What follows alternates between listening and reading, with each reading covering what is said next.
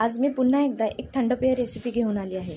आज आपण बनवतोय पियुष, अगदी कमी साहित्यामध्ये बनवून तयार होणारा असं थंड पेय आहे ते। त्यासाठी आपण दह्यापासून बनवलेला चक्का आहे तो घेतलेला आहे, जायफळ पावडर घेतलेली आहे, वेलची घेतलेली आहे आणि साखर घेतलेली आहे। आता हा आपण जो तयार केलेला चक्का आहे तो आपण पहिला छान गाळून घेणार आहोत। अशा पद्धतीने आपल्याला हा संपूर्ण चक्का गाळून घ्यायचा आहे।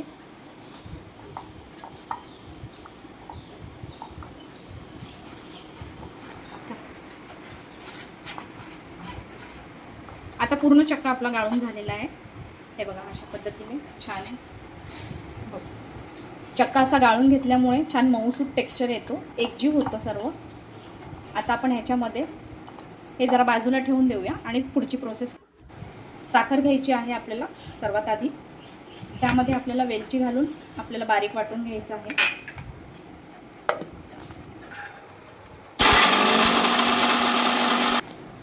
साखर वेलची सुद्धा आपली बारीक वाटून झालेली आहे। आता पुढची प्रोसेस आपल्याला करायची आहे, दूध घ्यायचं आहे आपल्याला थोडं प्रमाणात। आता हे आपण कोमट दूध घेतलेलं आहे, याच्यामध्ये आपण थोडं केसर मिक्स करून घेणार आहे। जस्ट कलरसाठी आपल्याला केसरचा वापर करायचा आहे।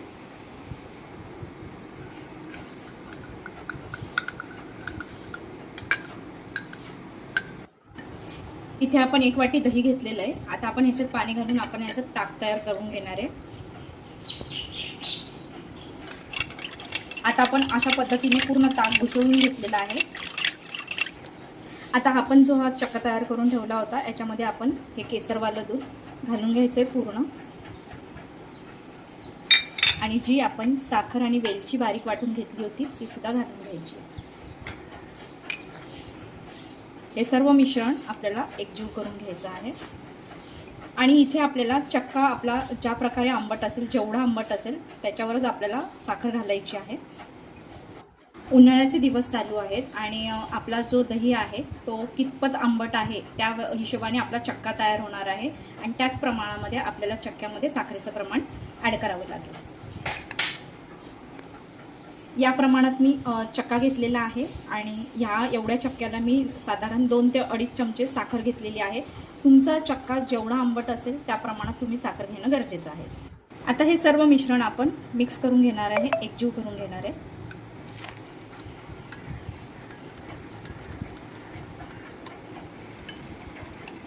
आता हे ना आपलं चक्काचं आपण सगळं मिश्रण एकजीव केल्याच्या नंतर आपलं हे श्रीखंड बनवून तयार झालेलं आहे। आणि तुम्ही इथे बघू शकता आपल्या श्रीखंडाला टेक्स्चर आणि रंग दोन्ही सुद्धा खूप सुंदर असं आलेलं आहे मिळून। थोडी किंचित आपल्याला जायफळ पावडर मिक्स करून घ्यायची आहे।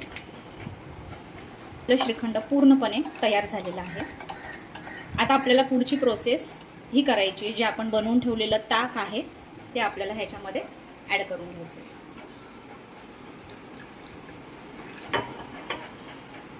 तुम्हाला ह्या पियुषची कन्सिस्टन्सी कशी हवी आहे याच्यावर तुम्ही ताक घालायचं आहे। अशा पद्धतीने आपलं पियुष बनवून तयार झालेलं आहे। अशा प्रकारे महाराष्ट्र प्रसिद्ध पियुष आज मी घरच्या घरी कसं बनवतात ते मी तुम्हाला दाखवलेलं आहे। तुम्हाला देखील ही रेसिपी नक्की आवडेल, करून बघा आणि मला कमेंट बॉक्समध्ये सांगायला विसरू नका। धन्यवाद।